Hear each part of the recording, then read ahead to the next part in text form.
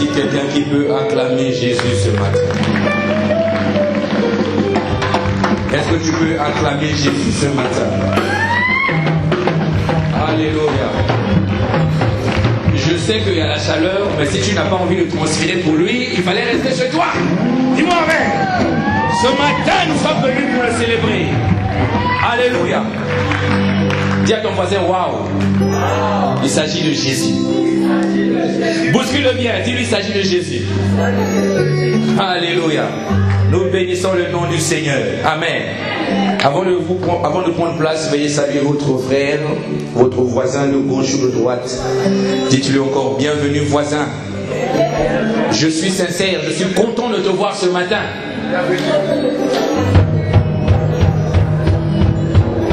Alléluia.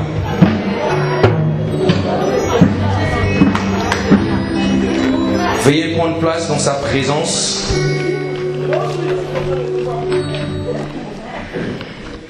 Waouh. Merci les chants, Dieu vous bénisse. Merci pour tout le travail que vous faites pour votre Dieu. Amen. Nous allons passer à la parole. Veuillez prendre vos Bibles, s'il vous plaît. On a dansé, on a chanté. Bon, le moment est arrivé de manger un peu. Amen.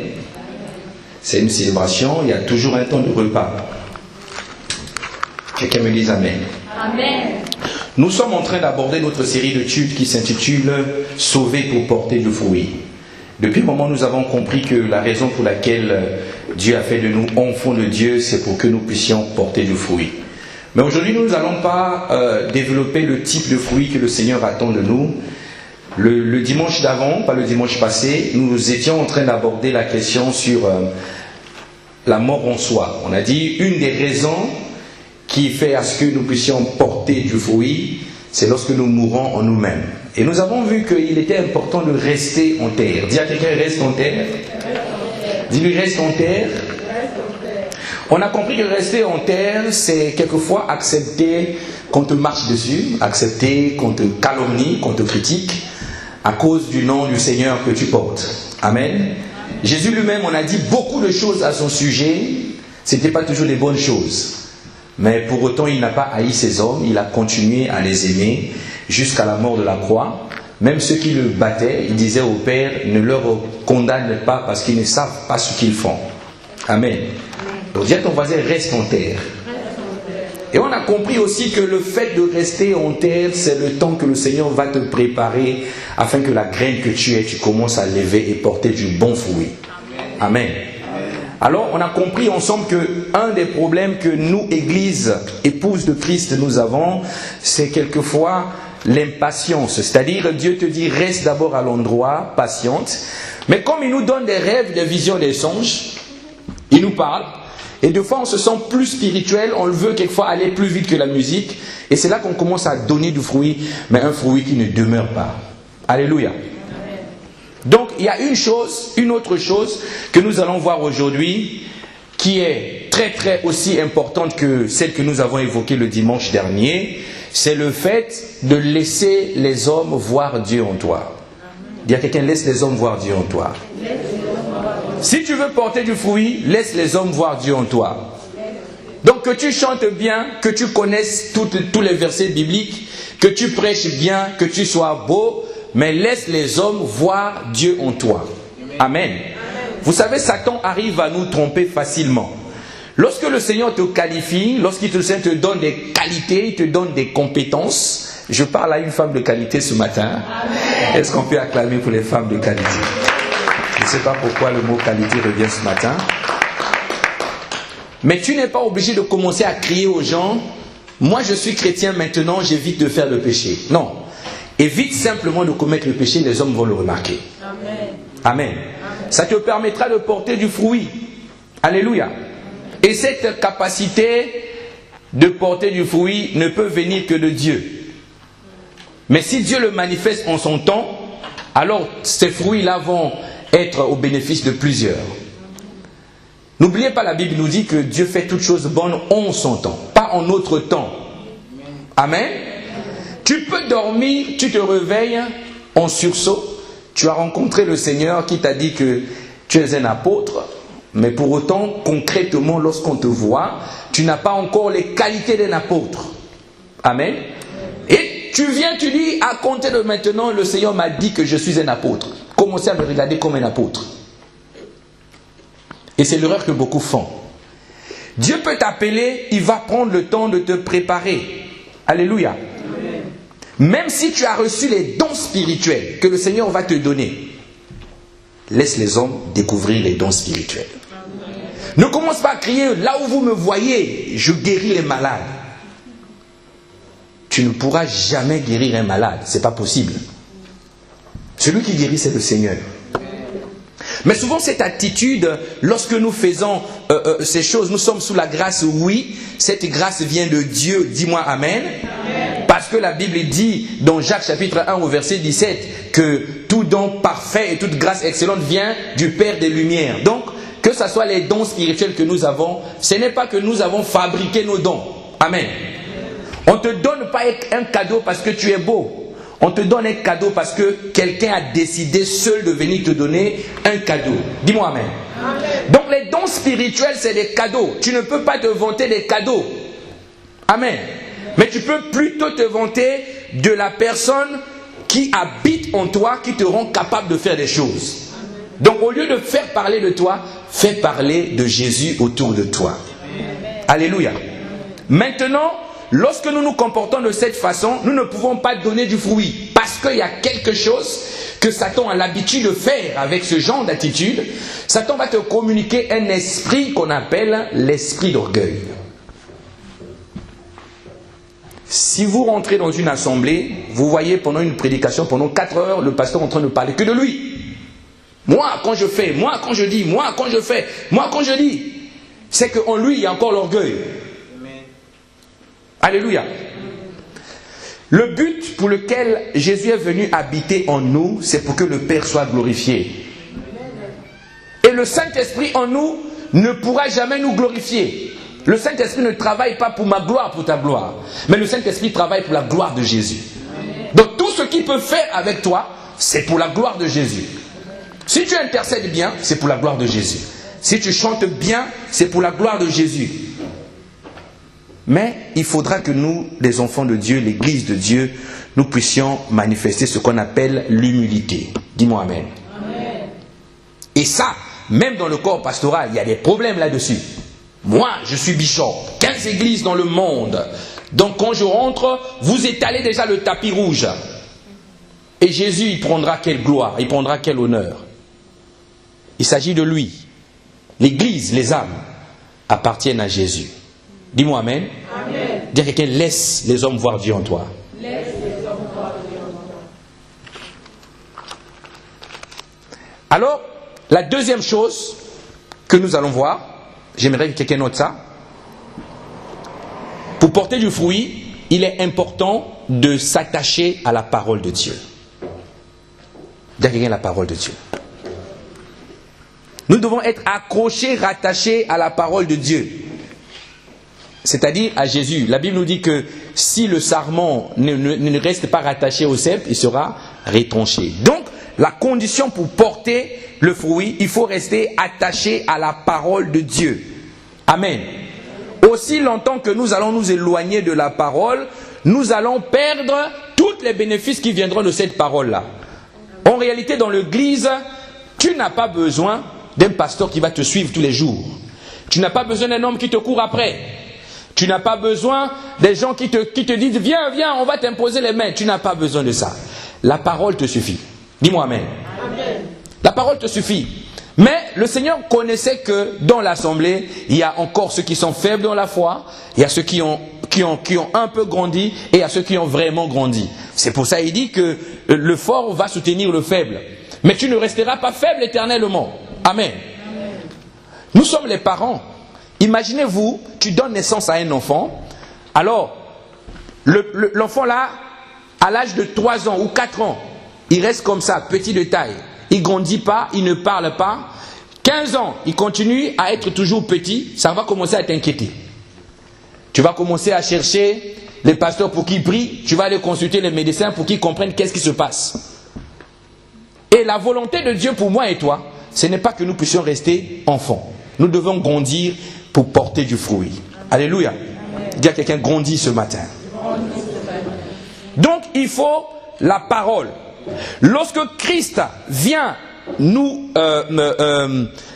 racheter, amen, il fait de nous son épouse, mais la Bible dit que ce que Christ fait de l'épouse, il ne laisse pas l'épouse comme ça. Il prend soin de l'épouse. Comment? Qu'est-ce qu'il utilise pour prendre soin de l'épouse? La Bible parle de l'eau de la parole. Amen.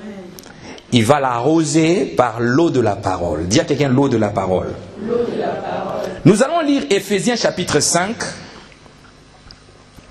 versets 25 à 27. La lettre de Paul aux Éphésiens, chapitre 5, versets 25 à 27. La Bible dit, Marie, aimez vos femmes, comme Christ a aimé l'Église, et s'est livré lui-même pour elle. Amen.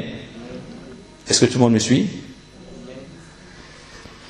Livré lui-même pour elle, afin de la sanctifier par la parole, après l'avoir purifiée par le baptême d'eau, afin de faire paraître devant lui cette Église glorieuse, sans tache, ni ride, ni rien de semblable, mais sainte et irrépréhensible.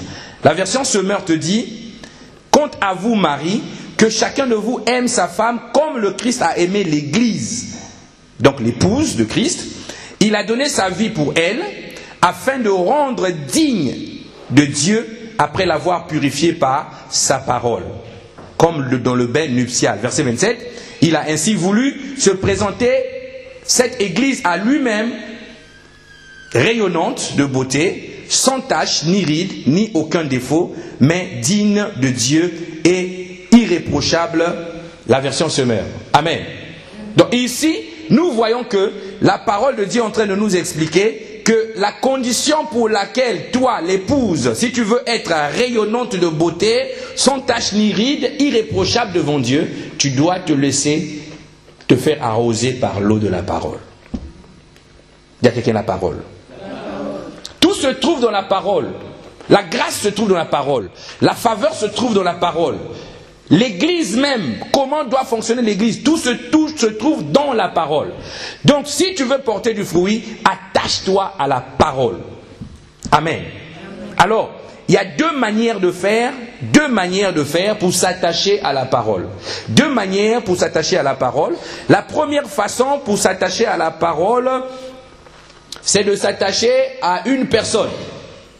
Dire qu'il y a une personne.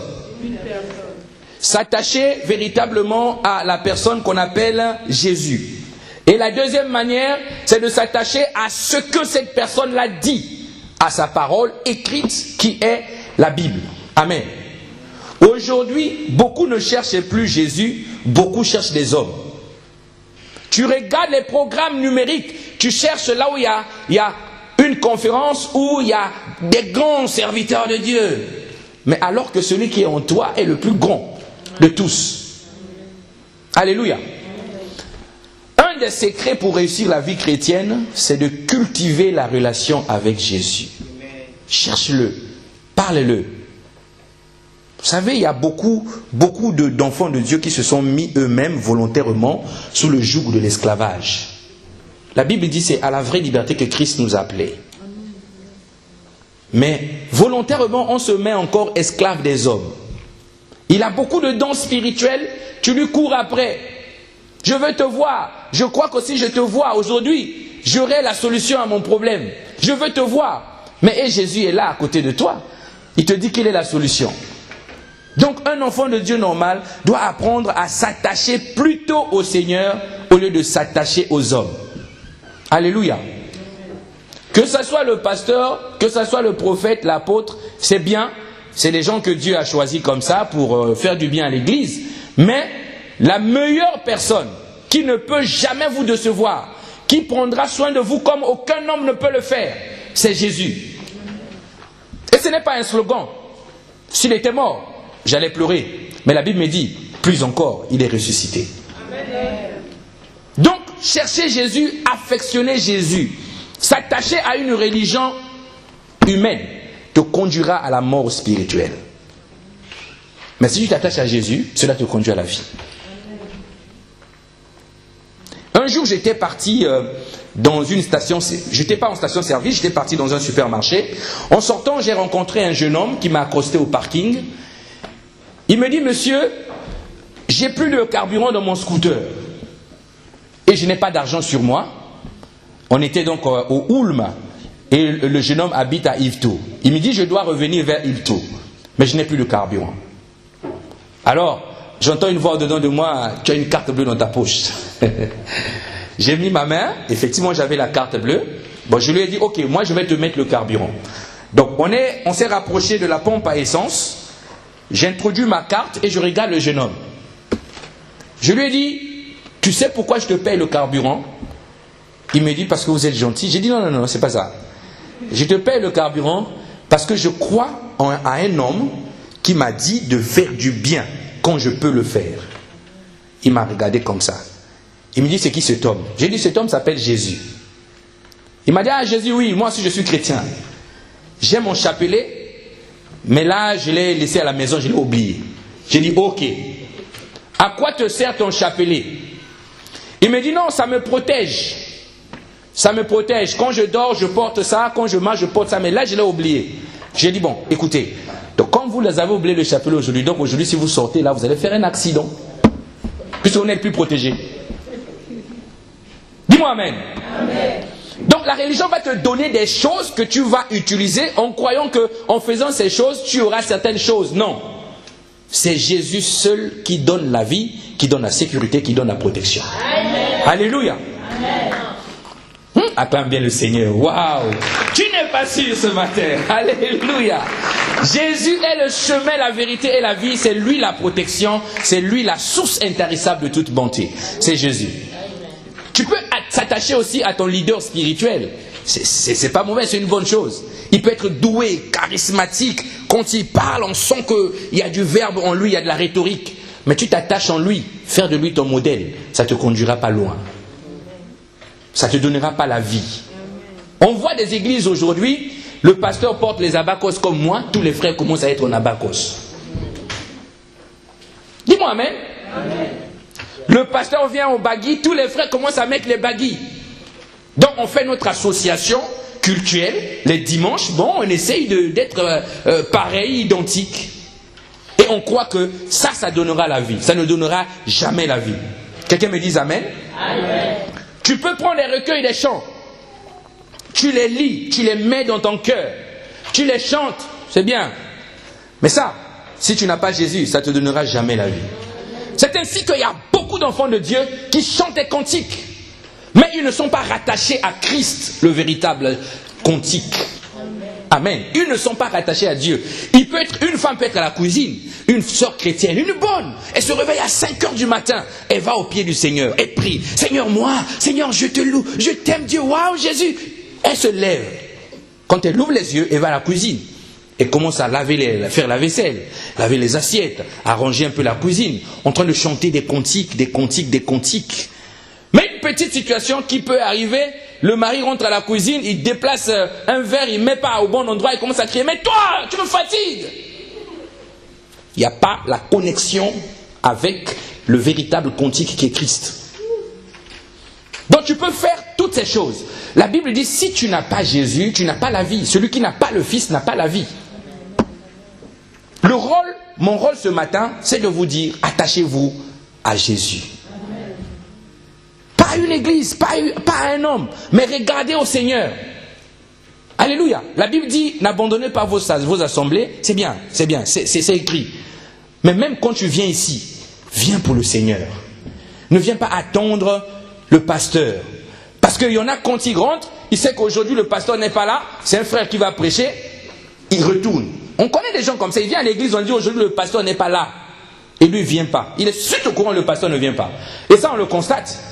Même quand on a des réunions de prière, quand j'informe à la réunion de prière que moi je ne serai pas là, beaucoup de gens ne viendront pas. Mais est-ce que vous savez que Jésus est toujours là? Amen. Dis-moi amen. Amen. C'est Jésus qui donne la vie, c'est Jésus qui fait tout dans l'église. Alléluia. Tu peux apprendre les versets bibliques par cœur, les enregistrer. Mais tant que ces versets-là ne prennent pas vie en toi, ça ne te donnera nulle part. Il y a des gens, ils récitent.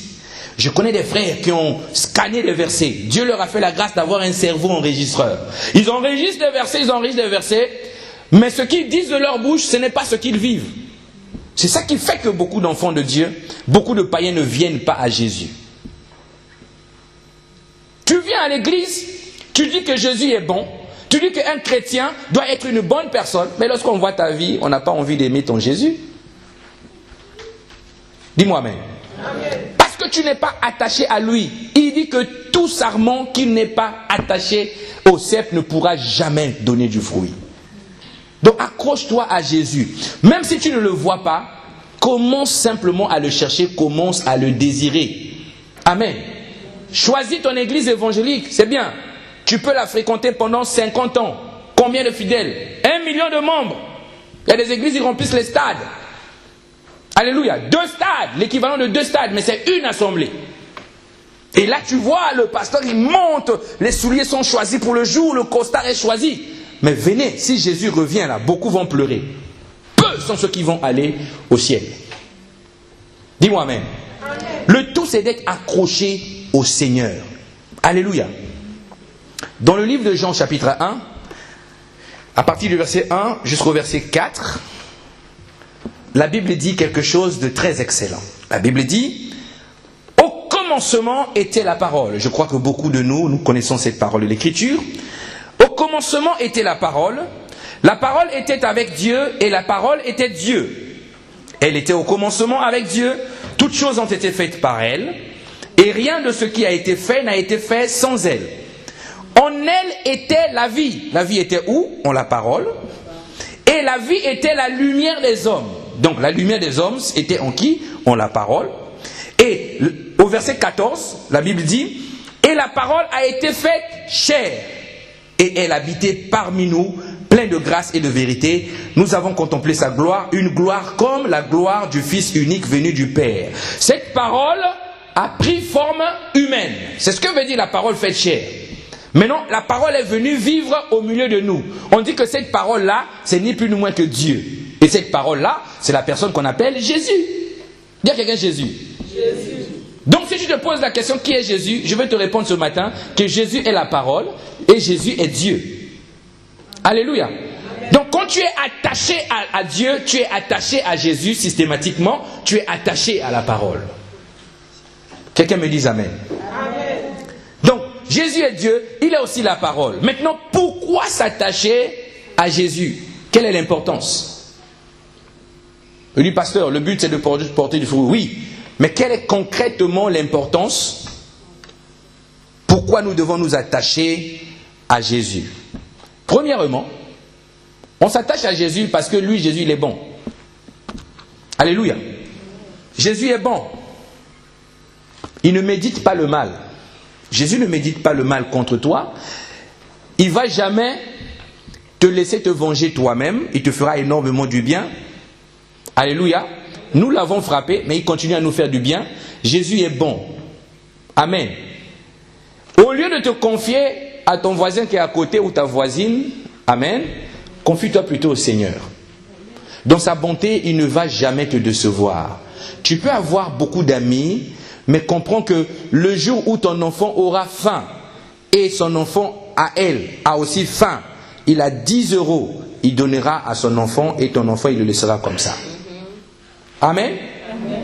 Il va te trahir quand même que tu as besoin de lui. Mais Jésus dans sa bonté, il ne fera jamais cela. Il va pleurer avec toi, il restera toujours à tes côtés. La Bible dit, à quoi servirait-il à un homme de se confier à l'homme dans les narines duquel il n'y a qu'un souffle? Moi je vois des femmes, quand je vais chercher mes enfants à l'école, je vois les femmes, oh mon chou, et les enfants, ma princesse, vraiment, pourquoi tu fais tout ça? Non, moi je vis pour mes enfants, hein, monsieur, vous savez, mes enfants ont vraiment de la valeur à mes yeux. Je vis pour mes enfants. Même les enfants, dans les narines, il n'y a qu'un souffle. Dieu va décider de te prendre cet enfant-là. Qu'est-ce que tu deviens?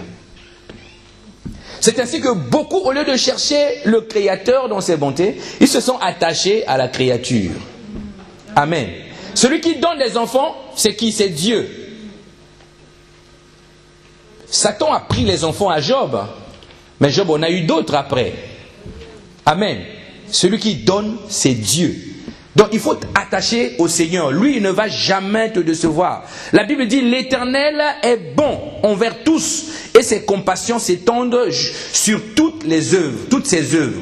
Psaume 145, verset 9. L'Éternel est bon. Psaume 145, verset 9.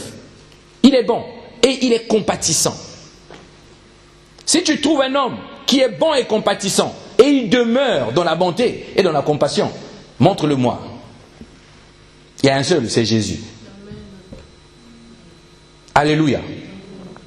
Celui qui a accepté de mourir à ta place. Il ne te connaît pas, il ne me connaît pas, on n'a pas de relation, mais par amour, il a accepté de mourir à notre place.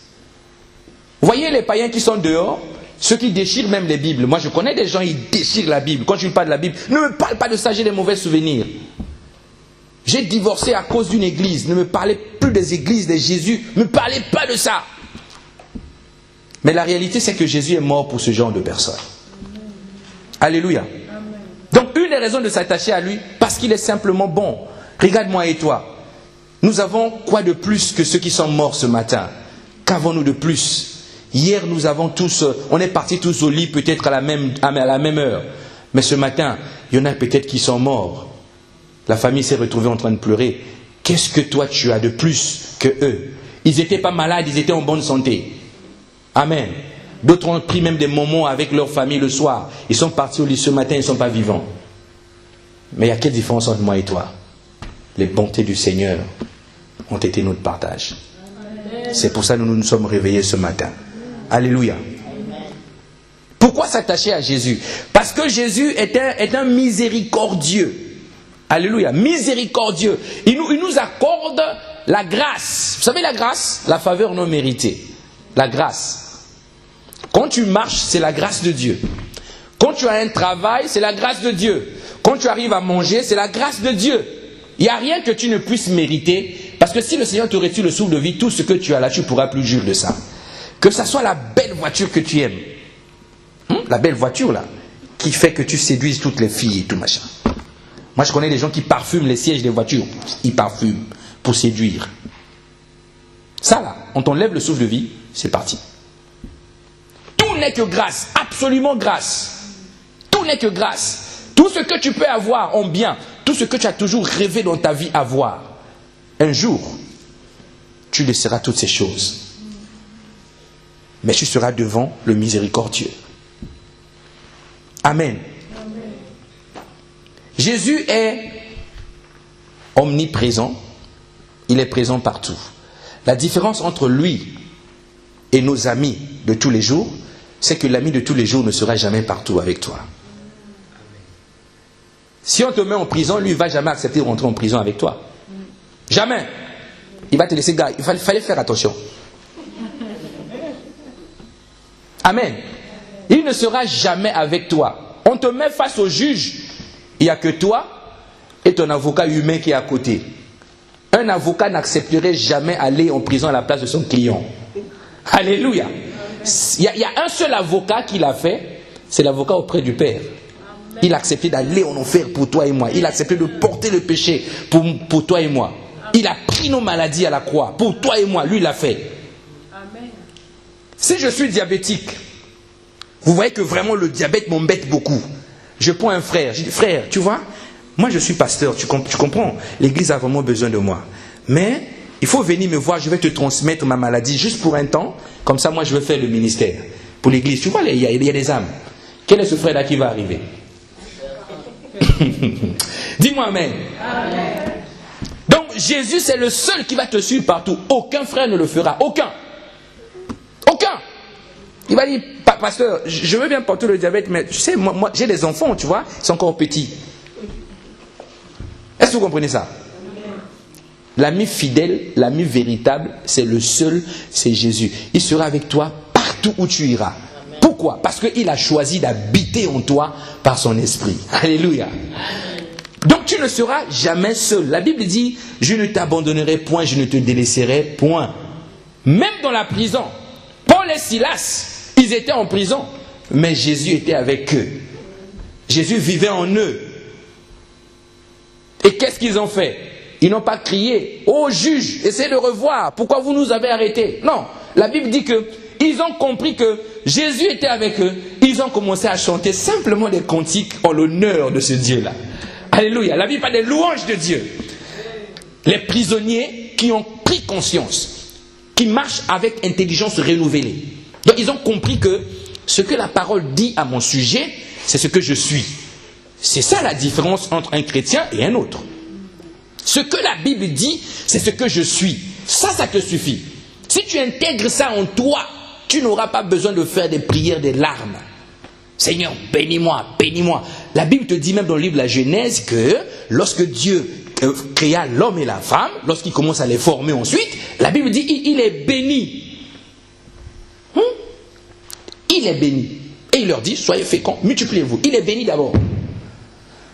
Donc le point c'est, qui t'accompagne? Est-ce que tu prends conscience de celui qui t'accompagne partout où tu vas? Est-ce que tu lui chantes des louanges? Quand tu n'es pas joyeux, quand tu n'es pas heureux, quand il y a une situation difficile, est-ce que tu arrives à prier? Est-ce que tu arrives à glorifier le Seigneur? C'est ça la réalité, bien-aimé. Mais en prison, j'imagine que Paul et Silas, si on leur avait mis des chaînes, ils étaient en train de chanter dans les chaînes. 2 dans une cellule de prison. Les prisons romaines, ce n'étaient pas des palaces, comme les prisons des chefs d'État actuellement. Quand on te prenait, on te mettait en prison, c'était une petite pièce avec 2 petits lits si vous êtes 2. Mais la Bible dit, ils chantaient les louanges pour Dieu. Parce qu'ils comprenaient que Dieu était là avec eux. Ils chantaient les louanges, ils chantaient les louanges. Lorsqu'ils chantaient les louanges, un tremblement de terre a commencé à se passer dans la pièce. Et tout à coup, soudainement, les portes de la prison s'ouvrent. Et ce n'était pas que les portes de la prison où étaient Paul et Silas. La Bible dit que les portes de toutes les prisons se sont ouvertes. Dis-moi amen. Alléluia. Waouh! Donc si tu prends conscience de qui est avec toi, tu contribues à la liberté de plusieurs. Amen. Dis-moi amen que je prêche. Amen. Commence à découvrir qui tu es si tu veux libérer les autres. Parce que quand tu apprends que le libérateur des captifs habite en toi, tu deviens à cet instant le libérateur des captifs. Tu opères avec l'onction du libérateur des captifs. Les portes sont ouvertes. Tous les prisonniers sont sortis. Et la Bible dit que celui qui gardait les prisonniers a commencé à paniquer. Parce qu'il savait que son sort, ça devait être compliqué. On te confie des prisonniers. Il ne dormait pas le pauvre. Mais il a constaté que les chaînes ont commencé à se casser. Porte après porte. Vous imaginez la responsabilité? Le geôlier a commencé à paniquer. Il a vu les hommes qui avaient compris. Il a dit, ces gars-là, ça vient d'eux l'affaire là. Donc moi je vais leur demander quel est leur secret. Alors le geôlier approche. Il regarde Paul et Silas. Il dit non. Ils sont bizarres. J'ai pas le temps parce que si on m'attrape ici c'est compliqué. Il veut se jeter et se donner la mort. Paul et Silas l'ont pris. Ils ont dit, oh, pourquoi tu veux te jeter, gars? Crois seulement au Seigneur Jésus. Tu seras sauvé. Alléluia. Lui, il veut se sauver par la mort, mais on lui dit, attention, sauve-toi par la vie. Alléluia. Waouh. Quelqu'un dise waouh. Waouh. Donc, confie-toi à Jésus. Il t'accompagne partout. Amen. Tu as une situation en préfecture. Tu viens toi-même avec ton intelligence. Des fois, tu expliques. Le gars qui est derrière les disques ne te comprend pas. Allez, il ne te comprend pas. Monsieur, qu'est-ce que vous dites? Je suis venu, j'ai quitté. Il ne comprend pas. Le français aussi est devenu compliqué. Il ne comprend pas. Alléluia. Mais le Seigneur est avec toi. Lorsque tu prends le soin de prier, avant d'aller dans des administrations, quand tu arrives devant le monsieur qui est avec toi, il voit en toi quelque chose. Tu vois, si tu n'arrives pas à parler, lui va commencer à parler pour toi. Commencer à t'expliquer même la procédure à faire. Wow! Alléluia! Que quelqu'un crie, j'aime Jésus. Dis-lui, j'aime Jésus.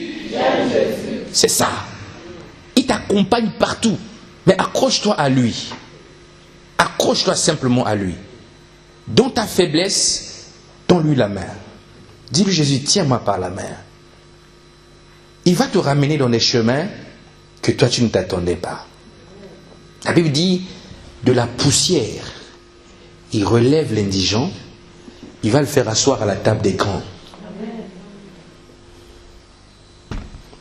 Je ne te dis pas d'aller escalader 4 étages pour aller dans le palais de Macron, c'est pas ce que j'ai dit. Alléluia. J'aime Jésus. C'est vraiment un époux formidable. Amen. Pourquoi nous devons encore s'attacher à Jésus? Parce que Jésus a accepté de faire quelque chose d'exceptionnel. Ce que Jésus a fait, tu ne trouveras aucun homme. Je ne te parle pas de la mort à la croix. Jésus a accepté que son Père à lui devienne notre Père, premièrement. Il a accepté de partager tout son héritage avec toi et moi. Qui le fera? Tu vas venir comme ça, on te sort le testament. Oh, ton nom n'est pas dans le testament. On va appeler la police. Frère, je souffre. Toi, tu es héritier. Oui, ton père t'a laissé des biens, du patrimoine. Moi, je suis ton frère dans la foi. Tu ne peux pas me donner la moitié. Le frère va réfléchir. Et pourtant, il sait que tous les biens matériels, les biens resteront sur la terre. Mais il va réfléchir. Il ne te donnera jamais la moitié. Il ne va pas accepter de partager l'héritage avec toi. Comme les chrétiens sont devenus compliqués, il va dire, non, si c'est la volonté de Dieu, on le fera. Prenons le temps de prier. Lui, il sait qu'il ne va jamais donner, mais il te dit, prenons un peu le temps de prier, que Dieu puisse toucher mon cœur.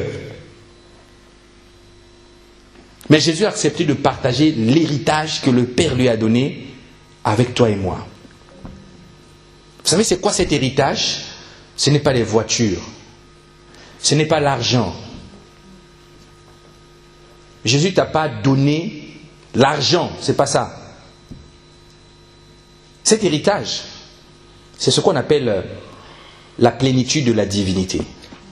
C'est-à-dire tout ce que Dieu est, tout ce que Dieu fait, tout ce que Dieu a, toi tu l'as, tu le fais, tu es. Amen. L'héritage que Jésus a partagé avec nous, je prends un exemple. Si Jésus est puissant, parce qu'il a hérité la puissance de son Père, et qu'il partage cette puissance avec nous, en ce moment-là, toi, tu deviens puissant. Amen. Donc, quand ton frère te regarde et dit, oh, mais tu n'as pas la puissance, dis-lui, tu ne connais pas qui je suis au fait. Tu ignores mon identité, tu ne me connais pas au fait. Tout ce que Jésus est, nous le sommes. Amen. Alléluia. Amen. Il marche sur les autres, toi tu marches sur l'océan. Dis-moi Amen. Amen. Ton Amen, là, tu dis, pasteur, tu m'envoies marcher sur l'océan. Oui, c'est possible. Alléluia. Amen. Celui qui croit en moi, il fera aussi des grandes choses. Amen.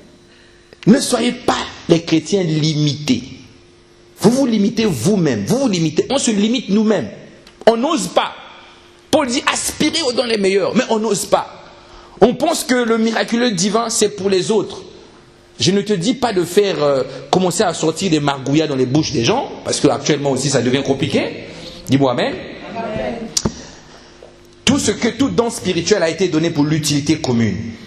À quoi? Quelle est l'importance de me faire sortir un margouillat dans la bouche? Ça sert à quoi? L'utilité c'est quoi? Aucune utilité. Vous voyez? Mais quelle est l'importance de guérir un malade? Tu lui donnes la santé, il retrouve la santé, et avec cette santé, il va accepter Jésus, parce que Jésus aurait fait des grandes choses, et à travers lui, Jésus va gagner plusieurs autres personnes. Amen. Parce que toi, tu as travaillé dans le don spirituel, la personne se lève. Alléluia. Amen. Donc, attachez-vous véritablement à Jésus. Si tu t'attaches à Jésus, Jésus est capable de te guérir lui-même, de tes propres mains. De ses propres mains, il te guérit. Amen. Amen.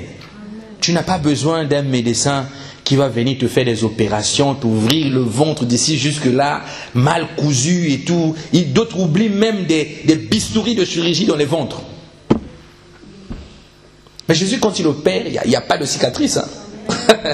Dis-moi Amen. Amen.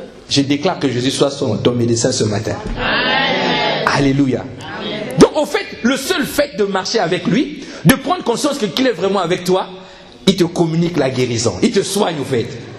Alléluia. Waouh. Quand je lis la parole et que je réalise que je suis l'épouse de Christ, mon cœur est dans la joie. C'est-à-dire, Jésus prend soin de son épouse. Il prend soin de toi. Quand tu dors, il envoie les gens te garder. quand il te manque quelque chose, il crée des circonstances pour pourvoir à tes besoins. Tout le temps, il le fait. Amen.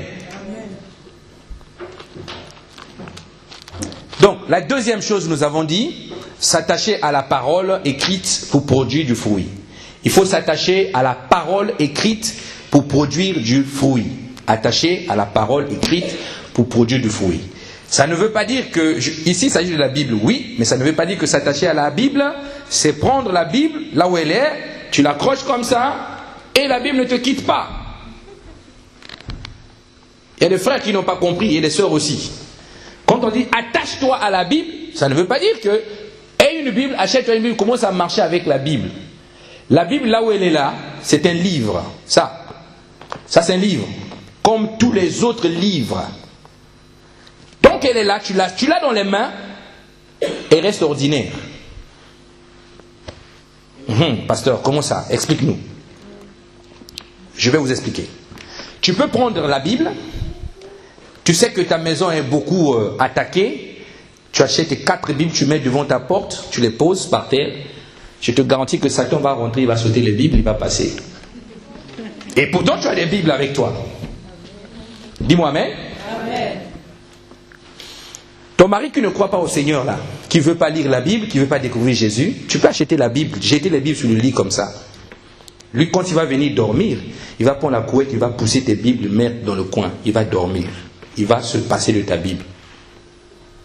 Donc, attachez-vous à la Bible ne veut pas dire attachez-vous à ce livre. Mais ça veut simplement dire prenez connaissance de ce qu'il y a à l'intérieur de ce livre et mettez votre foi à ce qu'il y a à l'intérieur de ce livre et cela vous suffit. Amen. Alléluia. Amen.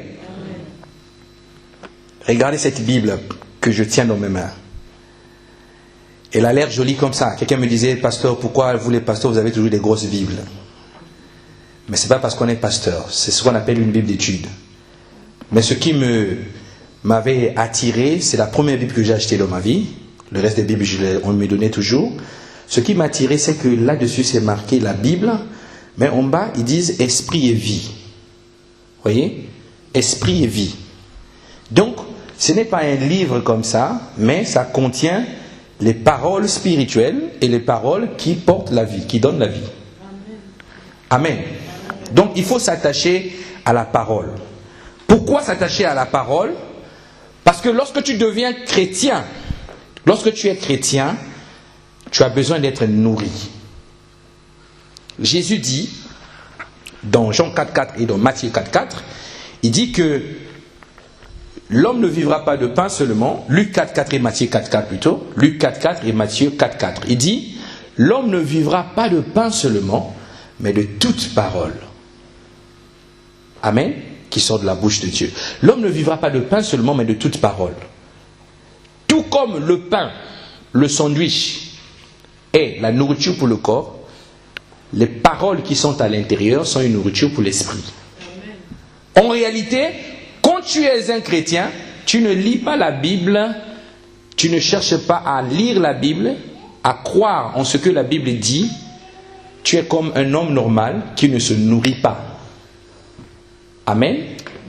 Voilà, tu peux être gros comme ça, tu as pris du poids, mais à l'intérieur de toi, tu es comme ça, graine d'haricot. Tu es maigre. Donc tu peux passer toute une journée sans lire la Bible. Spirituellement, tu as passé une journée affamée au fait.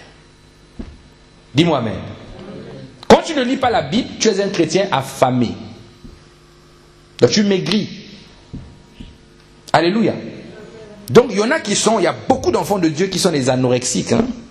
Anorexiques spirituels. Maigre, maigre comme ça, depuis que tu es chrétien, maigre. Ton esprit ne mange pas, maigre. Le premier plat que tu as mangé, que tu as retenu, qui t'a marqué, c'est Jean 3,16. Dieu a tant aimé le monde qu'il a donné son Fils unique Jésus, afin que quiconque croit en lui ne périsse pas, qu'il ait la vie éternelle. Nous sommes le temple du Saint-Esprit. Frère, qu'est-ce que tu as dit? Nous sommes le temple du Saint-Esprit. C'est écrit où? C'est la Bible, mon frère. Il a fait de nous un royaume et des sacrificateurs pour Dieu son Père. C'est écrit où? Qui a dit ça? C'est la Bible. C'est-à-dire, quand tu te nourris tous les jours, tu ne manques pas des paroles sur lesquelles tu vas surfer. Amen. Donc, commence à manger. Quand tu es chrétien, il faut manger, il faut manger, il faut manger. Satan, quand il vient, il voit que celui-là mange, il aura peur de toi. Il aura peur de toi. Et David avait compris ça. Ah oui, lui, il avait compris que la parole de l'Éternel était d'une importance capitale. Donc, commence à manger, commence à manger. Quand tu es à la maison, tu finis, tu quittes la table, c'est bien, le corps a mangé. Assois-toi, nourris-toi maintenant. Ça, c'est ton corps qui a mangé, mais toi-même, tu as faim. Alléluia. Amen. Tu peux manger dans un beau restaurant, 20 étoiles, si vous voulez, mais tu auras toujours faim. Quand le diable vient, tu as faim et il va te pousser. Tu n'as pas de consistance, tu n'as pas de solidité. Il va te pousser. Dis-moi amen. Amen. Donc, la parole, c'est une nourriture spirituelle. Une nourriture spirituelle. Celui qui va passer sa soirée dans une fête, il a mangé toute la nuit, il a bu toute la nuit, il a même dansé, son âme s'est réjouie. Donc, il a satisfait le corps et l'âme. Mais quand il rentre à la maison, il dort, il est fatigué. Fatigué. Demain matin, il ne peut pas venir à l'église. Quand on appelle, frère, oui, pasteur, hier c'était un mariage de la famille. Jésus a dit, prenez soin des familles. Donc j'étais au mariage, je suis fatigué, pasteur. Nous, on va te dire, ok, mon frère, on te comprend. Mais si vous êtes à deux dans la même maison et que lui, il a fait la soirée, il est chrétien comme toi, et toi, tu es resté à la maison, vous allez remarquer une chose. Quelquefois, celui qui est resté à la maison, il n'a pas beaucoup mangé comme toi, il n'a pas beaucoup bu comme toi, mais tu remarques que quand il se lève, il est fort. Il est même plus fort que toi. Vous courez, lui, il court plus que toi, alors que toi, tu as mangé le corps. La nourriture te rend même lourd. Alléluia. Mais lorsque tu manges la parole, tu es léger. Amen. Amen. Quand tu finis un bon moment de méditation, tu commences à chanter, tu es réanimé au fait. Tu as envie de faire même des activités. Alléluia. Tu finis de méditer la parole, tu as le courage, la bravoure, la force. Tu sors dehors, tu prends ta tondeuse, tu commences à tondre la pelouse en plein soleil. Madame dit, attends d'abord. Toi tu dis, non, laisse-moi tondre. Pendant que tu tends la méditation. Alléluia. Ah là là, est-ce que je parle à quelqu'un ce matin? Amen. C'est-à-dire quelqu'un qui mange beaucoup aime faire manger. Mais si tu ne manges pas beaucoup, comment tu vas vouloir faire manger, donner aux autres? Ça, c'est la différence entre deux chrétiens. Un qui médite la parole beaucoup, l'autre qui ne médite pas la parole beaucoup. Celui qui ne lit pas beaucoup la Bible aura beaucoup tendance à éviter de partager la Bible. Parce qu'il n'a pas beaucoup de choses à partager. Mais celui qui lit beaucoup la Bible, qui se nourrit beaucoup, a tendance à nourrir beaucoup. C'est une clé spirituelle.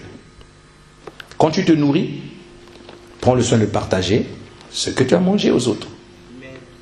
Amen. Donc, attache-toi à la parole. Attache-toi à la Bible. Aujourd'hui, nous préférons, nous les enfants de Dieu, nous préférons les prédications. Les prédications des pasteurs. Chacun a déjà choisi son pasteur sur Internet. Aujourd'hui, il n'y a plus rien qui manque. Moi, quand je suis chez moi, je suis que tel pasteur. Il s'assoit et suit le pasteur. Mais quelquefois, le pasteur se trompe dans ce qu'il vous dit. Mais Jésus ne se trompera jamais. C'est ainsi que beaucoup disent, j'ai suivi tel message, tel pasteur avait dit ceci. J'ai suivi tel message, tel pasteur avait dit ceci. J'ai suivi tel message, tel pasteur avait dit cela. Mais il y a des messages que vous suivez qui viennent des hommes, de foi qui sont entachés des erreurs, et des messages qui cassent les foyers, qui brisent, qui détruisent les couples, qui détruisent la société, mais donnés par les pasteurs. Dis à quelqu'un, fais attention. Or, la parole, le message qui est donné par le bon pasteur, celui qu'on appelle le bon berger, Christ, n'a pas d'erreur. Elle produit en tout temps la vie. Alléluia. Le chrétien qui avancera, ce n'est pas celui qui écoutera beaucoup de prédications. Écouter les prédications, c'est bien. Mais celui qui va dans ce livre, qui est actuellement, de nos jours, quasiment gratuit. Aujourd'hui, l'évangile ne coûte pas cher. Avec 1,50 €, tu as une Bible entière. Donc, on te donne le secret de la réussite de la vie avec 1 €. Là-dedans, il y a le secret de la réussite dans la vie. Amen. Tu veux la prospérité, c'est là-dedans. Tu veux quoi, le mariage? Ce que beaucoup de chrétiens pleurent, c'est là-dedans.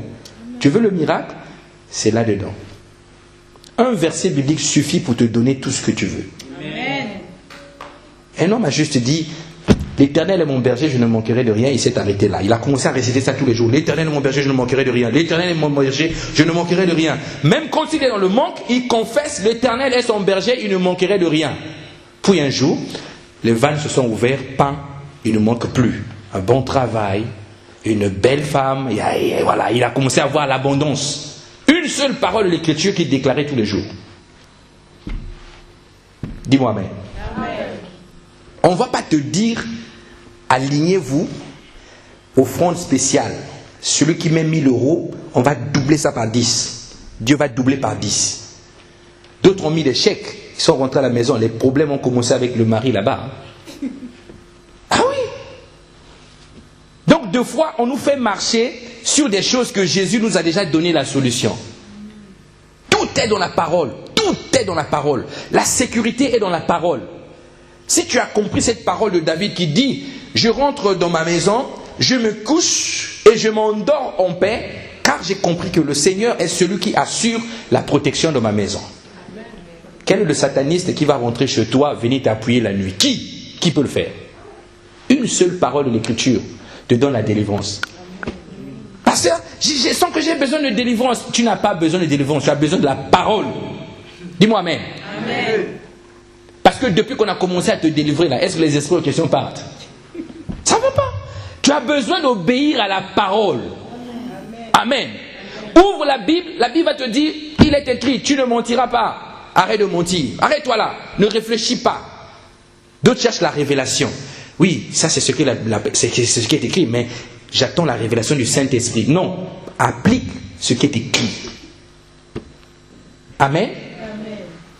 Oh non, parce que là on a dit tu ne mentiras pas. Bon, il y a un mensonge spirituel, tu vois, il y a un mensonge qui est bien. Le mensonge d'Abraham, tu vois, il est bien. Quel mensonge qui est bien?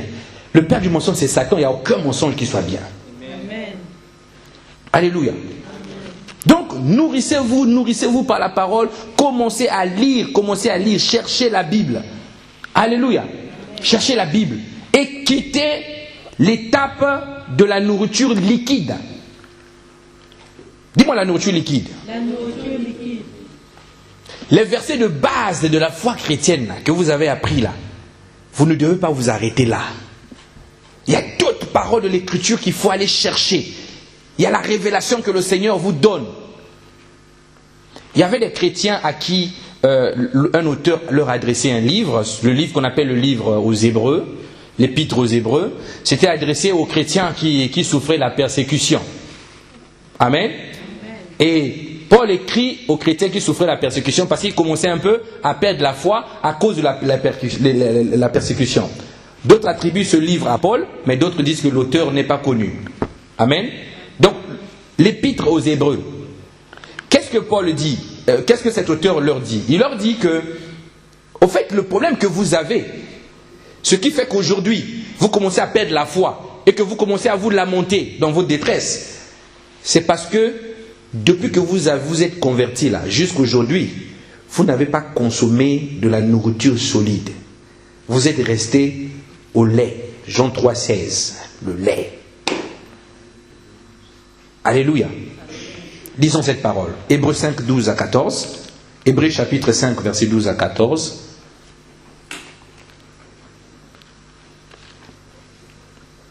Hébreux 5, 12, 14. Vous, en effet, qui depuis longtemps devriez être des maîtres, vous avez besoin qu'on vous enseigne les premiers rudiments des oracles de Dieu. Vous en êtes venus à avoir besoin du lait et non d'une nourriture solide. Le lait. Amen. Quand on va vous expliquer le mystère de l'écriture, vous n'allez pas comprendre. Oh pasteur, oh c'est écrit comme ça. Comment tu as compris ça? Oui, c'est écrit. Donc il faut un moment commencer à chercher à grandir. Un adulte qui boit le biberon, c'est bizarre. Hein? Tu as 20 ans, tu bois le biberon. Je dis, même la femme va avoir peur de toi. Imaginez que tu as un mari qui te dit, chérie, fais-moi mon biberon. Dis-moi amen. Amen. Ça, c'est l'échiquier spirituel de beaucoup de couples chrétiens. Tu épouses un homme parce qu'il est beau, grand, il a un bon boulot, tu penses que c'est un boy bien. Mais alors que c'est un bébé, biberon. Il porte les couches, comperse. Et moi, des choses, ma chérie, je sens que tu m'aimes plus. Ils se plaignent beaucoup, c'est des bébés. Tu l'as déjà épousé. Qui était le premier, il est où? Bébé, biberon. Dis-moi amen. Bouscule ton voisin, dis-lui grandis. Dis-lui grandis. Oui. Et d'autres hommes commencent à donner leur tête à leurs femmes. Chérie, toi tu pries beaucoup, impose-moi la main parce que je sens ces jours-ci. Ah, frère, la Bible dit que l'homme est le chef de la femme. Dis-moi amen. Ah, frère, ça c'est le biberon, ça. Le biberon. Mais si on ne te met pas des céréales dedans, c'est léger. Tu auras fait dans quelques minutes. Amen. Ah oui. Même les bébés qui sont les bébés, les vrais bébés qui ont droit au lait, ont compris. Vous voyez, ceux qui naissent de nouveau là, quand tu viens de donner ta vie à Jésus, tu sens que la personne a compris Jean 3,16, 2 Corinthiens 5,17, car Dieu a tant aimé le monde, 2 Corinthiens 5,17 plutôt, si quelqu'un est au Christ, il est une nouvelle création, les choses anciennes sont passées, voici toutes choses sont devenues nouvelles. Il a compris ces choses, mais il a envie d'aller plus loin. Donc il boit le biberon, il dit, papa, mets un peu les céréales dedans, mets un peu les céréales. Il met les céréales, quand il boit seulement le lait, à un moment, il va commencer à pleurer. Le lait ne lui suffit plus. Mais pourtant je lui ai donné le biberon. Le médecin dit à la PMI, non, c'est pas bon, il faut ajouter les céréales à son âge. Et tu mets les céréales. Et quand il prend les céréales, après il boit le biberon, il dort. Il dort, voilà. Même un bébé comprend que le lait, il faut ajouter quelque chose. Je connais un petit garçon comme ça, on lui donnait le biberon, c'est un de nos enfants. On ne comprenait pas. Le petit prenait le biberon, il pleurait. Oh! La grande soeur de sa mère est venue à la maison un jour. Le petit prenait le biberon, il prenait le biberon. On l'a regardé comme ça. Il pleurait. Quand le biberon finit, il pleurait. Vous pouvez donner 3 biberons, lui va boire. Et puis il se met à pleurer. Oui! Ça dit, les bébés abandonnent même le lait. Mais toi, depuis que tu es bébé, tu ne veux pas grandir, tu restes au lait. Paul dit, sors de là. Dis-moi amen. Amen. Donc la grande soeur de maman, la tante maternelle, a regardé, a dit, cet enfant-là, son problème, c'est la famine. Donnez-le-moi. Il a fait la semoule, comme les Africains font là, semoule et tout, machin, compact, pâte. Il a plié comme ça, avec un peu de poisson, il a mis à la bouche le petit. Dis-moi amen. Après, il a dormi profondément. C'est-à-dire que, dis à quelqu'un, laisse le lait. Ton Jean 3,16 a vieilli. Creuse, va fouiller autre chose. Amen. C'est pour ça que quand Satan vient te voir, il voit déjà que tu es en train déjà de pleurer toi-même. Il te regarde, dit celui-là, vraiment. J'ai pas envie de le bouffer, il est déjà dans le sac. Lui, c'est mon apéro. Alléluia. Et tu dors, il ne va pas te tuer, il va seulement te maltraiter. Donc, il t'appuie le cou de le sommeil. Alléluia. La Bible dit, je suis intouchable. Dis à quelqu'un, je suis intouchable. Mais comment? Tu dors en paix. Alléluia. Parce que ici, on te dit que il te donne la paix. Parce que son nom est le prince de la paix. Amen. Amen. Et il habite en toi. Tu dois être en paix. Amen. C'est ça. Là. C'est pas le miracle. Le miracle est là. Amen. Alléluia. Amen. D'autres ont lavé les murs des maisons. L'eau bénite, on te donne une bouteille d'eau. Tu prends la bouteille d'eau. Tu vois, 5 heures, il faut jeter l'eau. Tu prends l'eau 5 heures. Les esprits. Satan a même les esprits de mer. Eux, ils dorment dans l'eau. Tu penses que c'est l'eau que tu as jetée là qui va faire fuir les esprits de mer? Laissez-moi vous expliquer. Vous savez que les satanistes utilisent même l'eau en tant que les points d'ancrage. Il va prendre une bouteille d'eau, une bouteille, il met l'eau, il vient dans ta maison, il pose ça dans un coin. Et quand il est à l'extérieur, il vient, il est en contact avec ta maison par cette bouteille d'eau. Toi, prends l'eau, soit disant l'eau bénite, commence à jeter dans ta maison. Je vois des gens, pèlerinage, ramener tout un bidon. Bidon. L'eau, bidon d'eau. Donc quand le bidon commence à diminuer, son cœur n'est pas bien. Il commence à chercher le billet pour le pèlerinage. Aller chercher l'autre bouteille. Et le jour où la source là-bas, on ferme ça, qu'est-ce que tu deviens? Dis-moi amen. Consommez l'eau de la parole. Qu'est-ce que l'eau de la parole? L'eau de la parole. Jésus a compris. Il a dit à la femme samaritaine, il lui a dit, tu sais, l'eau, si toi tu sais, celui qui te demande ton eau là, l'eau de la terre là, il te donnera une eau et toi tu n'auras jamais soif. La femme a dit, quoi? Oui. L'eau que moi je peux te donner, tu n'auras jamais soif. C'est quelle eau ça? L'eau de la parole. Ce n'est pas les packs de cristalline. Depuis combien de bidons de cristalline nous avons déjà jetés? Ce n'est pas de ça qu'il s'agit. C'est l'eau de la parole. Dis-moi amen. Amen. L'eau de la parole. Alléluia. Amen. La Bible, j'aime la Bible. La Bible, quand tu t'attaches à la Bible va t'éclairer. Deux fois on se pose les questions. Quand on ne trouve pas de réponse, on prend le téléphone, on téléphone. Le frère là il est bien, je l'appelle, il va me donner quelques conseils. Allez, tu l'appelles, lui aussi il ne comprend pas ce qu'il dit. Comme il est réputé comme un frère qui donne des bons conseils, il est obligé de te conseiller. Et là il te conseille selon ce que lui voit, alors qu'il se trompe même dans ses conseils. Voyez? Mais la Bible dit que la parole, hein, c'est la parole. C'est une lampe et une lumière. Une lampe à tes pieds et une lumière sur mon sentier. Une lampe à tes pieds et une lumière sur mon sentier. Le sentier, c'est le chemin qu'on utilise pour marcher.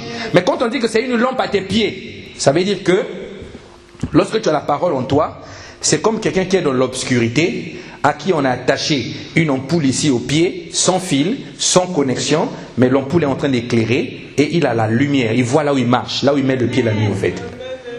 C'est comme ça. Une personne qui a la parole.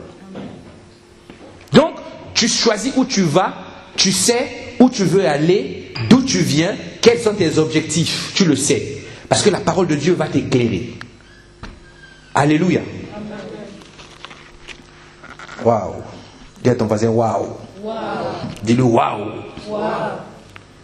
Dieu avait compris ça. Dieu savait ça, il sait ça. C'est lui-même qui a donné la parole.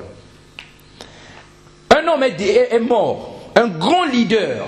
Les peuples le suivaient. Beaucoup de gens le suivaient. Lui, il meurt. Bon, le peuple dit, qu'est-ce qu'on va faire? Cet homme, son nom était Moïse. Moïse décède. Le peuple désemparé. Oh, comment on va faire? Moïse est mort. Trop tard. L'espoir. Le libérateur est parti. Maintenant, il y a les petits du libérateur qui commencent à s'agiter. Dieu vient. Il choisit un des petits du libérateur. Il dit, toi, Josué, debout. Josué s'est levé. Seigneur, me voici. Ok. Toi, serviteur de Moïse. Josué dit, oui, toi, tu n'es pas mon serviteur, mais tu es serviteur de Moïse. Josué a regardé ça. Seigneur, je t'écoute. Oui, Josué. Moi, je vais te confier la responsabilité. Dieu, hein, il parle à Dieu. Donc, un peuple à conduire. C'est comme si on choisit un président de la République. Quand on choisit un président, quelle est la première chose qu'on lui confie? La Constitution. Dis-moi amen. Amen. Aux États-Unis, les présidents, après avoir prêté serment sous la Bible, ça ne veut pas dire que c'est les chrétiens. Amen. Ça, c'est une tradition. Dis-moi amen. Amen. Voilà. D'autres sont Illuminati, d'autres sont front, je ne sais pas moi, front quelque chose. Front monétaire, je ne sais pas. Mais bon, ils prêtent serment sur la Bible. Mais après avoir prêté serment sur la Bible, on lui donne la constitution du pays. Et on va lui donner des codes nucléaires pour le pays. Et c'est là qu'il devient président. Donc Dieu va choisir Josué. Il dit à Josué, je t'ai choisi parce que je t'ai trouvé bien. Mais ce que moi je vais te demander, c'est que tout ce que moi j'ai dit à Moïse, la parole que j'ai dit à Moïse, que Moïse a eu à écrire, toi, respecte cette parole, mets cette parole en pratique. Ne te détourne pas de ça, ni à gauche, ni à droite. Et Dieu lui donne une clé. Il dit, Josué, si tu fais ça, le succès, la réussite, dans tout ce que tu feras, c'est ça. Amen. Maintenant, le succès, la réussite est dans la Bible. Ne veut pas dire que tu prends la Bible, tu ramènes la Bible à la maison. Matin, tu lis la Bible. Soir, tu lis la Bible. Midi, tu lis la Bible. La nuit, tu lis la Bible. Avant de dormir, là, tu te réveilles, la Bible. Les gens te vont au boulot, ils reviennent. Toi, tu as la Bible. La pauvreté va tourner autour de toi. On va te chasser de la maison.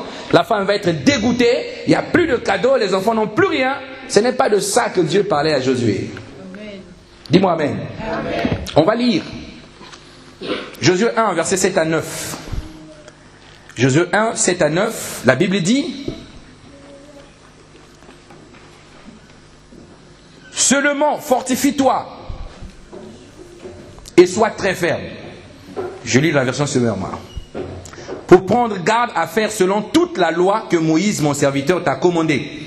Ne t'en écarte ni à droite ni à gauche, afin que tu prospères partout où tu iras. Que ce livre de la loi ne s'éloigne point de ta bouche et médite le jour et nuit, afin que tu prennes garde à faire selon tout ce qui est écrit, car c'est alors que cela te fera réussir dans tes voies, alors tu prospéreras. Donc, il y a la version Louis II qui dit tu réussiras dans tout ce que tu vas entreprendre. Voyez? Donc la Bible seule ne suffit pas sans la démarche. Il y a quelqu'un la démarche? La démarche. Alors, si tu veux réussir ta vie chrétienne, quand tu lis la Bible, la démarche que tu as à faire, c'est de la mettre en pratique. Fais ce que tu as lu. 1. Dans les affaires, si tu veux réussir, tu as lu la Bible, Dieu te donne l'intelligence, il t'inspire les projets. Amen. Amen. Mais il faut que tu entreprennes pour réussir. Amen. Alléluia. Amen. Tu as lu que le Seigneur t'a donné l'intelligence, il est capable de te bénir. Toi, tu veux avoir, je ne sais pas moi, tu veux avoir une société, je ne sais pas de quoi. Rentre dans ta maison, commence à prier, Seigneur, je veux la société. Tu as dit dans la parole, moi je choisis une société. La société ne viendra jamais. Dis-moi même. Tant que tu ne te lèves pas pour entreprendre, ce qui est à toi ne pourra pas se manifester. Dis-moi même. Donc, il y a le livre de la loi, mais il y a aussi ta démarche à toi. Ce n'est pas des slogans. Moi, je connais des frères. Lui peut te réciter le livre de Jean. Il récite au moins 5 chapitres par cœur. Il n'a pas besoin de le lire comme moi les références. Lui, il a ça dans la tête. Il envoie. Mais quand tu vois le frère comme ça, tu as même pitié de lui. Broc, pécheur, comportement bizarre, caractère compliqué. Mais il a beaucoup de versets dans la Bible. Il a lu le livre, c'est bien. Mais qu'est-ce qui lui a manqué? L'attitude. Il faut entreprendre. Ça part à lui. C'est ça. Il ne faut pas dire aux gens des choses que nous-mêmes, nous ne vivons pas. Ton mari qui est païen, là, ne vient pas à l'église. Son problème, ce n'est pas lui qui est mauvais, c'est toi. Parce que la Bible dit, par la conduite de la femme, l'homme est gagné.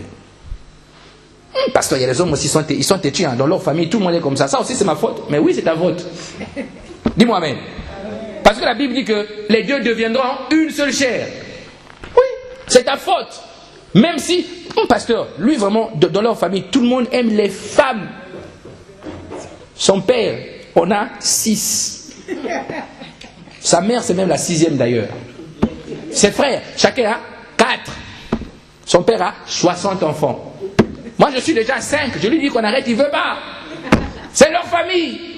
Ils aiment les femmes. Mais il t'a aimé parce que tu es une femme. Mais non, montre-lui que je suis une femme pas comme les autres. Amen. Ce n'est pas en criant dessus. Sois fidèle, sois fidèle. Toi, je te soupçonne, ton téléphone, ça sonne beaucoup. Non. Reste calme. Reste calme. Dis-lui, chérie, j'ai appris que tu m'as trompé, je te pardonne. Quelqu'un me dit amen? Amen. Deuxième fois encore, il va te tromper, chérie. J'ai encore appris, tu lui donnes même le nom, le prénom, avec Lucie. mais je prie pour toi et Lucie. Là, il dit, tu vas le fatiguer. Un jour, il va acheter une Bible, il va commencer à lire au salon, toi, tu seras étonné. Mais c'est ton attitude qui va le ramener à Dieu. Ce n'est pas les cris. Toi, tu dors beaucoup. Si tu m'aimes, on va prier. Manipulatrice. Toi, tu m'aimes. Moi, je suis chrétienne. Il faut qu'on aille dans notre église. Il faut qu'on aille. Il y a des frères qui sont venus à l'église comme ça et ils sont restés païens des années parce qu'ils suivaient simplement la sœur. La sœur a imposé la condition, c'est d'aller à l'église. Si tu m'aimes, on va à l'église. Le gars, le cœur n'est pas au Seigneur. Il ne connaît pas Jésus. Il n'a jamais rencontré Jésus. La femme lui vient à l'église. Et il lui vient à l'église, il s'assoit. Le pasteur prêche, il regarde comme ça. Dis-moi amen. Qui va vouloir ramener des gens compliqués. Mais on les aime comme ça. Ce lit est fait pour eux. Dis-moi amen. Amen. On mène quand même. Si tu n'en arrives pas, on mène ce mois ici. Nous, on va t'aider. Amen. On va prêcher à ta place. Mais à la maison, il faut prêcher par l'attitude. Prêche par le caractère. Amen. C'est la bonne prédication. Alléluia. Donc, après avoir médité la parole, il faut prendre le soin de mettre cette parole-là en pratique. Alléluia. La parole va te permettre de comprendre un peu la différence entre ce qui est bien et ce qui est mauvais. Si tu ne sais pas ce que Dieu interdit, comment tu marcheras? Dis-moi amen. Tu aimes ton homme, lui t'aime. Vous vous aimez les uns les autres. Vous regardez comme ça, vous vous trouvez beau. Et parce que vous vous trouvez beau, Dieu est amour, Dieu conseille l'amour. Vous dites oui chérie, moi je t'aime. Dieu est amour, non? Donc nous on s'aime. Vous passez au bisou et vous passez à tout, rapidement, rapidement. Et un enfant vient, vous êtes là. Mais vous n'êtes pas marié. Mais toi tu ne le savais pas. L'unique connaissance que tu avais de la Bible, c'est que Dieu était amour. Mais tu ne savais pas ce qu'on appelle la fornication. Tu ne savais pas ça. Mais c'est écrit ici. La fornication. Tu n'es pas marié, tu vis avec quelqu'un, c'est un péché, c'est la fornication. Mais si tu avais lu la Bible, tu aurais dit je t'aime, on s'aime. Tu as des beaux yeux, hein? J'aime bien ça. Vraiment, quand je te vois ton physique, ça m'a fait quelque chose. Oui, c'est bien. Ça, c'est bien. Mais si tu as la connaissance, quand lui va vouloir te faire bisou, tu vas tirer la tête. Mais tu vas dire que tu m'aimes, non? Oui, je t'aime, mais ce n'est pas ça d'abord. Si tu m'aimes là, hein, si tu veux faire ton bisou là, l'affaire là. Amen. Ça brille, hein? Dis-moi amen. Amen. Dis-moi amen. Amen. Je ne t'ai pas dit rentre à la maison, dis à ton fiancé, épouse-moi, épouse-moi. C'est pas la guerre, c'est pas la force. Alléluia. Amen. Si tu as la connaissance, tu vas comprendre que je dois craindre Dieu et donc je l'aime, il m'aime, ça c'est un fait. Mais si on veut aller loin, la Bible dit, avant de toucher mon corps, on se marie. C'est l'unique chose qui est gratuite. Le mariage. Gratuit. Les papiers sont gratuits. Tu as un acte de naissance, tu as un passeport. Il suffit d'aller juste dans la mairie. Le maire vient, il se met devant, il dit, mettez vos dossiers, vous mettez les dossiers. Gratuit, il vous marie. Maintenant, la fête, ce sont nos complications des hommes. Qui a dit que le mariage doit avoir une fête? Qui a dit ça? C'est pas écrit que le mariage doit avoir une fête. Dis-moi amen. Amen. Donc si tu as la crainte de Dieu, n'attends pas avoir l'argent pour se marier. Si tu as quelqu'un qui t'aime, toi tu lèves, vos cœurs sont emballés, courez à la mairie avec vos papiers. On va vous marier. Si tu n'as pas de témoin, viens me prendre. Alléluia. Amen. Voilà. C'est ça la vérité. Donc celui qui a la parole est sauvé. Il agit conformément à la vérité. Il sait ce qui est mauvais, il sait ce qui est bien. Deux fois nous les chrétiens, nous condamnons les gens. Mais quelquefois, eux, ils sont dans l'ignorance. Ils ne savent pas. Ils n'ont pas lu que, avant de vivre ensemble, même si on est chrétien, il fallait d'abord aller se marier. Ils ne savaient pas ça. On ne leur a pas enseigné ça. Ils se sont retrouvés ensemble. Et toi, tu viens, tu dis, fornication, vous allez en enfer. Doucement, doucement. Frère, ça. Tu vois, la Bible dit ça. Tu vois, dans votre situation, ça s'appelle comme tu vois, lis le texte. Tu le laisses lire, lui découvre lui-même ce qui est écrit. C'est pour ça que toi, il faut que tu manges. Si tu ne connais pas ça, tu vas lui expliquer quoi?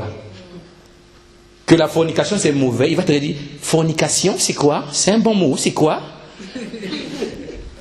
Toi, tu dis, attends, j'appelle mon pasteur, il va t'expliquer. Et tu appelles le pasteur répondeur. Tu fais comment? Un chrétien doit se nourrir, se nourrir. C'est la parole qui va te purifier. La parole va te sanctifier. La Bible dit Jésus sanctifie l'épouse avec l'eau de la parole. Ça te purifie. Quelqu'un qui marche dans la parole, qui met en pratique la parole de Dieu, vous allez voir, le gars il n'a pas de soucis. Il marche dans la rue, il n'a rien, mais il sourit. Et toi tu as tout, tu es toujours pressé. Tu n'as jamais le temps pour tes enfants, pour la maison, toujours pressé. Lui n'a rien, il n'a que la parole, il est joyeux, il sourit. Il arrive au boulot, il communique la joie. On aime quand tu es là. Qu'est-ce qu'il fait de plus? Rien du tout. Mais on aime quand il est là. En elle était la vie, et la vie était la lumière des hommes. Amen. Alléluia. C'est ça la parole. Donc, quand tu vas rentrer chez toi aujourd'hui, si j'ai un conseil à te donner, prends le soin, commence à lire la parole. Ne fût-ce que un verset, un verset, un verset, un verset. Ça ne te coûte rien. Le temps que nous mettons derrière les séries policières là, actuellement la Coupe du Monde, c'est bien la Coupe du Monde. D'autres oublient de méditer à cause de la Coupe du Monde. L'équipe qu'il aime, on les a battus, lui dort fâché. La femme ne peut même pas toucher. Elle ne me touche pas, on a battu. Mais qu'est-ce qu'il y a dans le mariage avec ça, mon frère? Il rentre à la maison, le climat a changé la maison. La même madame qu'on a déjà dit, lui avec le football, c'est son truc. Là, on les a battus là. Les enfants, reculez-vous. Parce que le lion de la tribu terrestre arrive. À cause des matchs de football, l'attitude a changé. Au lieu de lire la parole, toi tu vas aller te tuer avec les matchs de football. Eux ils courent derrière un ballon, on leur donne des millions. Toi tu n'as rien du tout. Mais tu viens, tu troubles la paix dans ta maison à cause d'un ballon qu'on n'a pas bien tiré. Moi je vois des gens qui sont fanatiques. Si on était fanatique de Jésus comme ça allait bien. Hein? Il connaît le nom de Messie, il connaît le nom de son père, il connaît le nom de son frère, il connaît son cousin. Il a fait une étude. Lui va fouiller. Lionel Messi, il tape, bam. Il commence à dire. On les a battus hier. Hier, non, on les a battus. Hein. Moi j'ai vu des gens, on faisait des interviews, un monsieur pleurait. Messi ne serait plus là. Un mondial prochain. C'est dommage. Il rentre à la maison. Même les enfants sont pris par cette histoire-là. L'enfant il pleure. Qu'est-ce qu'il y a? On a battu l'Argentine. Quitte là. Va à l'école du dimanche. Dis-moi amen. Comment? Alléluia. Amen. Instruis l'enfant selon les voies. L'école du dimanche. Arrête de pleurer pour Messi. Laisse-le là-bas et jouer là-bas pour lui. Toi va découvrir Christ. Amen. Découvre la création. Comment Dieu a fait toutes choses à merveille. Au lieu de pleurer à la télé pour Messi. Alléluia. C'est ça la réalité. Cherchez Dieu. Affectionnez-vous des choses d'en haut qui donnent la vie. Amen. Alléluia. Amen. Si Messi va en enfer, qu'est-ce que toi tu sais? Bon, je ne dis pas qu'il ira en enfer. Hein. Ça, moi, je ne le sais pas. Imagine-toi que Messi va aller en enfer. Je ne dis pas qu'il va là-bas. Mais imagine-toi que lui va en enfer. Maintenant, toi, tu vas être fan de quelqu'un qui va en enfer. Le risque que tu encours, c'est que lui aussi t'emmène là-bas. Il vient avec ses fans et tout ceux qui le suivaient là. Dis-moi amen. Amen. Je suis pour toi Jésus. Il n'y a pas de problème. Vous savez où vous partez. Alléluia. Amen. La parole, lisez la parole, gardez les commandements de l'Éternel, mettez cela en pratique. Pratiquez la parole de Dieu. Ne vous bornez pas, la Bible dit, à l'écouter et commencez à raisonner dessus. Pratiquez ça. Insulter c'est mauvais, tu n'insultes pas. Critiquer c'est mauvais, tu ne critiques pas. Bavarder sans raison, c'est un manque de sagesse, calme-toi. Dis-moi amen. Amen. Il y a des gens, tu vois comme ça, les lèvres ont même changé de forme. À force de parler, tellement ils parlent, quand il vient, tu sais, ça ne te concerne pas. On parle comptabilité. Toi, tu ne connais pas la comptabilité.